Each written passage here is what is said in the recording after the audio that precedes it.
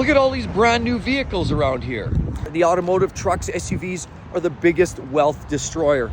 And I'll be the first to admit, I love vehicles. I lather vehicles. I've always enjoyed driving fun vehicles. And I think there's a point where it can actually make sense. The unfortunate reality is for a lot of people who don't necessarily have the money, they're at the end of the rope, maybe they're looking at retiring, or they just don't have the finances necessarily to support these high vehicle prices. That is one of the biggest wealth destroyers that you can possibly even consider. Buying a new car, I can't even tell you how fast you can turn $500,000 into smoke. 5 years, that's all it takes. We'll talk about that. So, time and time again, I have conversations with people who, are trying to get themselves into a better financial position, and they're stressing out. I see it all the time.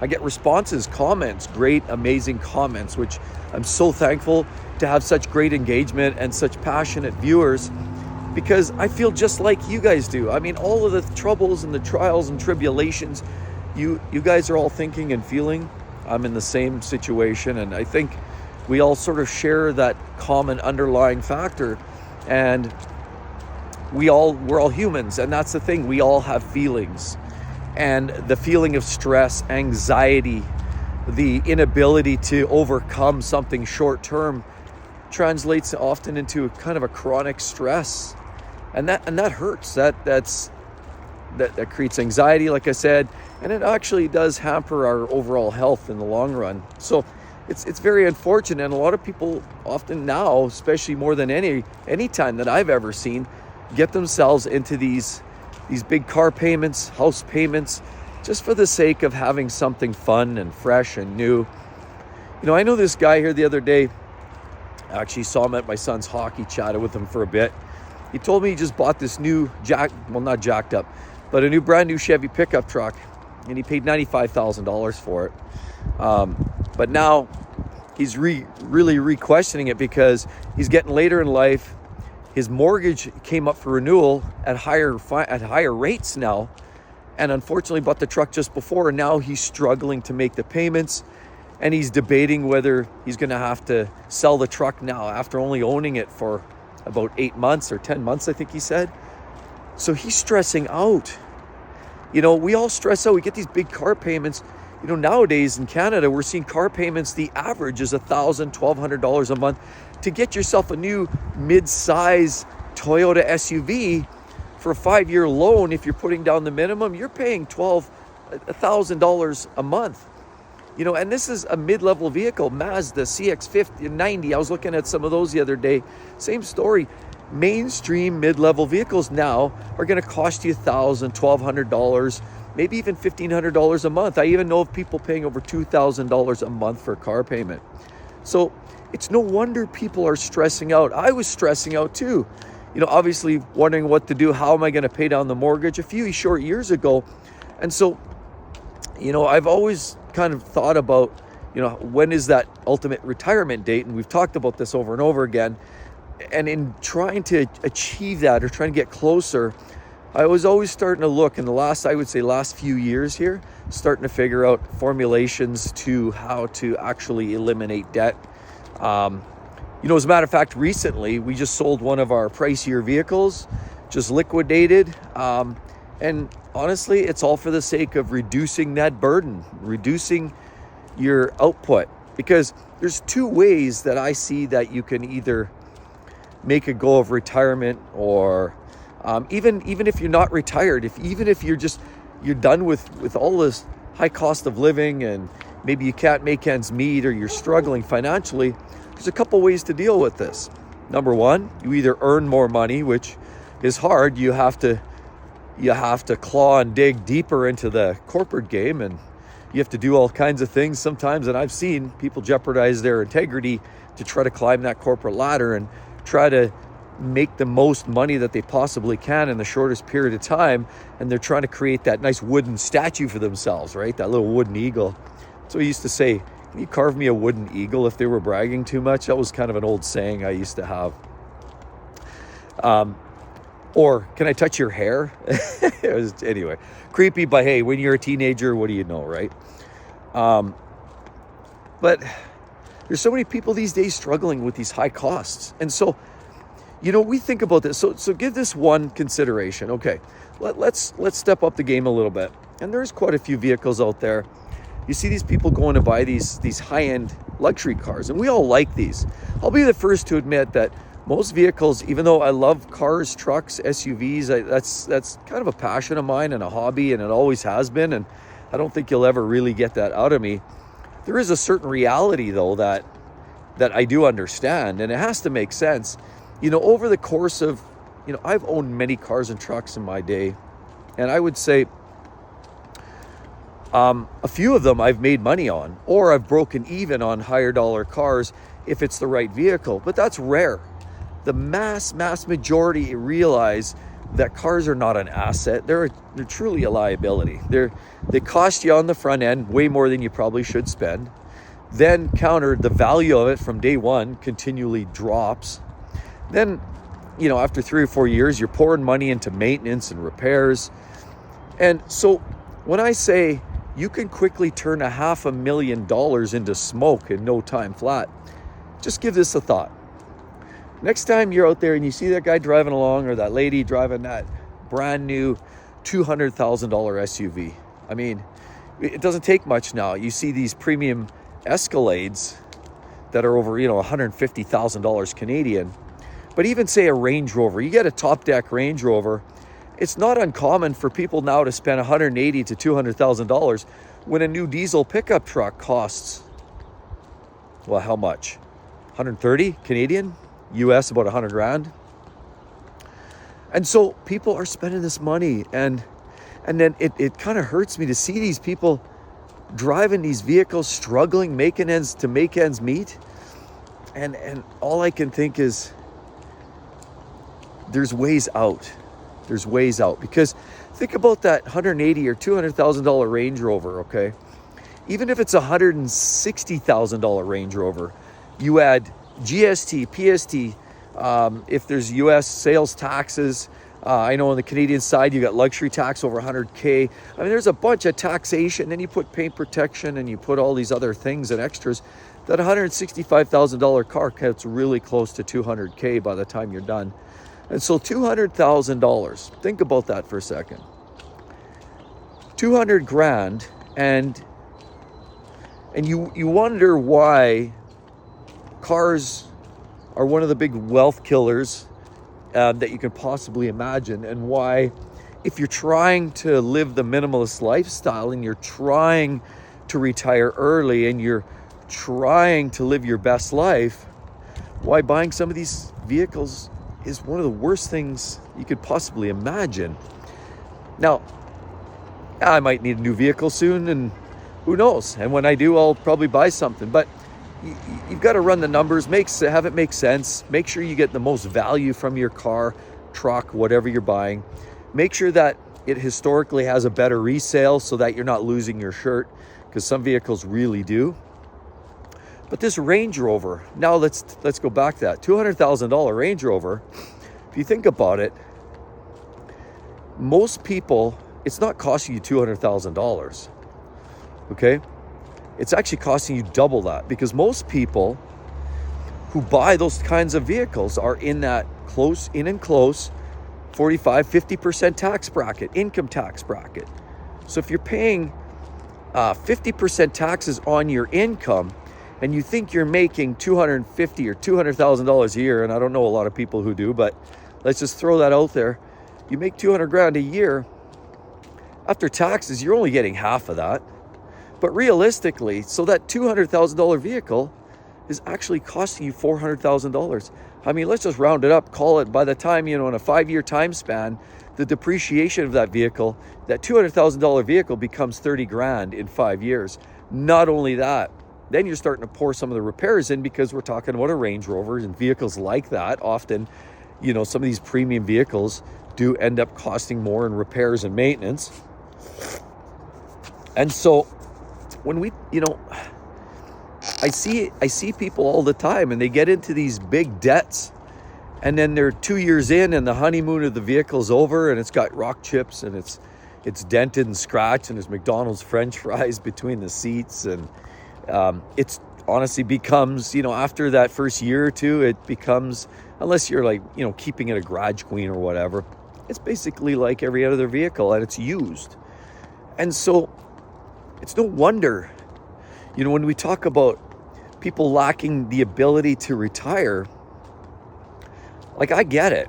I mean, I want a new vehicle too, and I may just have to buy one. And see, vehicles instill emotion for a lot of people too. And that's why it connects and resonates with all of us. I love, having a fun car. It's nice. You get behind the wheel, the smell, the leather interior smells like a, Gucci wallet, or, nice set of cowboy boots, whatever. There's so many reasons why people buy vehicles. Some of it is just to get to work. Some of it is, okay, they have this perception of, okay, I need a truck. If I have a truck, I can pull a trailer. Then I can pull a trailer, maybe we buy a boat, and then we can bring the family together. And then all of this family time that we can improve on. And then they justify it in their minds and say, you know what? Yeah, I need that truck. But wait a minute. No, that half ton's not big enough, because I really like that fifth wheel trailer, but we need a dually diesel to pull that. So now you're ramping up. Now you're spending $130,000 on that diesel truck, $100,000 on the fifth wheel, and then $50,000 on the boat later on. Now you're into it for $250,000, $300,000 for your setup that you're going to use 4 times in a year, hoping that that's going to bring your family together. And we love camping. We used to camp, and we still do. And we've camped in trailers, we've camped in tents. And I think it doesn't even matter how you do it. I think the idea of spending quality time with the family is always top priority, always. But,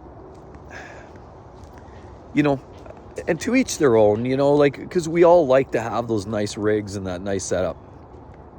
But see, that's the thing, that a lot of people, they get kind of pulled into that, and this romantic feelings and thoughts that, if I have this setup, if I have this truck and this trailer and boat, we're going to be the dream family. And sometimes it helps. Sometimes it doesn't. Sometimes it creates stress. Sometimes it does make the family grow together. Like, it changes for everybody, and not everybody's the same. We've always enjoyed camping too, because we found it's time to get away and chill out and, not get too wrapped up in the day-to-day. But you can see how it can quickly ramp up and run out of control, the cost of that, right?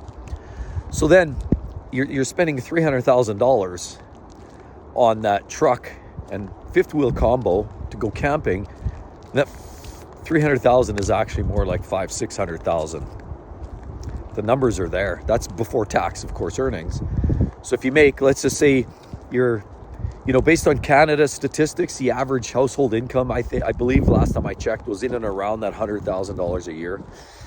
Definitely a lot. People making a lot more than that. But you think about $100,000 a year after tax earnings, you're probably keeping 60. How long does it turn to use that $60,000? How many years earning $60,000 when you also have a mortgage payment, food, and cost for the kids and sports and this and that? How long does it take to turn that $60K into $300 to pay off those goodies? I mean, just give that a thought, and it's actually, it hurts just to think about the cost that to buy some of this stuff. And so, like, I'll be the first to admit, I enjoy having that new toy. But what I enjoy more right now, and I'm starting to realize this more and more, and we all learn this is a natural evolution of life. We all figure this out with time. It doesn't hit us right away. Maybe some of us figure it out in the 30s, some of us figure it out in their 40s, and some of it we never figure it out. But once you figure it out, you start to realize, wait a minute, I don't need that car. I'll just keep fixing my old truck. And that's okay. like I said, at some point the truck will be rotted out and I'll need to buy something new, but I'm not in a rush, because the longer I can defer that, the more money maybe I can reinvest or keep in my pocket and keep for a rainy day. The market's changing so quickly anyway. So to get in this space of high debt, it just creates this heavy balance where you're falling over the one side and you just can't get back over the hill because you got too much weight on your back. And this is where a lot of people struggle. They're struggling. I see it, I hear it, I feel it. I was partially there too. And it's until you can figure out that, I really don't need that. Once you get past that and you're able to come to grips with that and to terms that owning cars, trucks, and SUVs are one of the big wealth destroyers, then that's it. But again, there's the emotional component with owning a vehicle. So I already spoke of, the truck and the trailer and the boat and all of that. So again, those that can do, and there are a lot of people that can easily afford that. So, and those that can 100% get her done, because it's like anything, life is short and we want to be able to maximize, what we get out of life, whether it's, it takes money to do that, or whether it's just, fishing, a little fly fishing, or whether it's just hanging out on the boat in the middle of the lake, or whether it's going for a backwoods hiking trip or riding a bike in some uncharted territory. Whatever it takes, it could cost money, it might be free. But my experience has always been, some of the best experiences came at moments when I didn't have to spend a ton of money to get there. So it's interesting, because spending all that money on those toys, after the honeymoon's worn off, quite often you don't necessarily feel that fulfilled. There's this little dopamine hit that sort of gets you that rush, and then you fall off, and then it's, okay, now what? So this is just the world we're in today. Everybody feels they need the next new shiny toy. And in doing so, we end up hurting ourselves a little bit. Again, this is all just speaking for the average person. But there's a lot of people that buy this stuff, write a check, and move on. And it's no big deal. So, it resonates with probably 90% of the population, but that top 10%, they're in a different category. They're not really worried too much, and they'll just write the check, move on. But owning some of these cars, and this is where I come from, my daily drivers have never been fancy cars. I've always looked at it, driving a regular car that you need to bang around on the roads, drive in the winter, drive every day, taking kids to the sports, doing things, going to the mall. The vehicles that are going to get banged around, driving, putting hard miles on it, I usually go with lower cost vehicles. And I think that's just easier to live with. There's less loss there. It's easier to fix, cheaper to fix. But there's this element of having a fun car that brings that emotion out in people. That emotion of, like just the feel of that, the rush, the sound of the engine, the turbos blowing off, the V8 rumbling, the way it handles, you rip around a corner and that car stays low and hunkered down. There's all of those feelings it brings out for people that love this sporting experience that you can't put on paper, but it brings out that emotion, and that's what motivates people. I mean, I showed you the other day, a while back, I took that Ferrari for a drive, and that's the emotion I'm describing, and there's no way you can justify that financially other than it's an investment in mental health, and it's possibly an investment in, with certain cars, you won't lose your shirt. So, it's there, you can own it, drive it, have fun, move on. But another element of owning a vehicle, and I would never recommend taking this away. If this is your means of, getting away from society, getting away from the hustle bustle, maybe getting out of the house for an hour and going for a solo drive, go for a back roads drive. There's a few nice little back roads around here that you can go and you cruise, and there's very few lights, and you can just cruise along, roll up your windows or roll them down, drop your top, put your music on, and just chill. And just go for a nice drive by yourself, or maybe with your spouse, whatever it takes. But just go and get away from society, life, noise, chaos. And that provides its own value for a lot of people. A lot of people need that to get away. And if that helps them feel better, if that helps them stabilize their feelings of insecurities and anxieties and the day-to-day stressors of that corporate job and that boss bearing down, and it takes you away for 45 minutes from all that nuts, then it's worth it, right? But all I'm saying is just realize, owning a vehicle, for all the benefits it provides, gets you around to work, breaks you away from the normality of life, gets you into a different space in your head. It's all wonderful stuff, but it comes at a cost. And it's the biggest wealth destroyer. So I'd love to hear your thoughts, everybody. Could you please drop a line down there? What are your thoughts on owning cars? We know that dropping debt before you retire is critical and key. So do you want to take on a $1,800 a month truck payment as you just enter retirement? Probably not the best. But anyway, I'd love to hear your thoughts. Please drop a line and we'll talk to you guys all real soon. See you then. Bye-bye.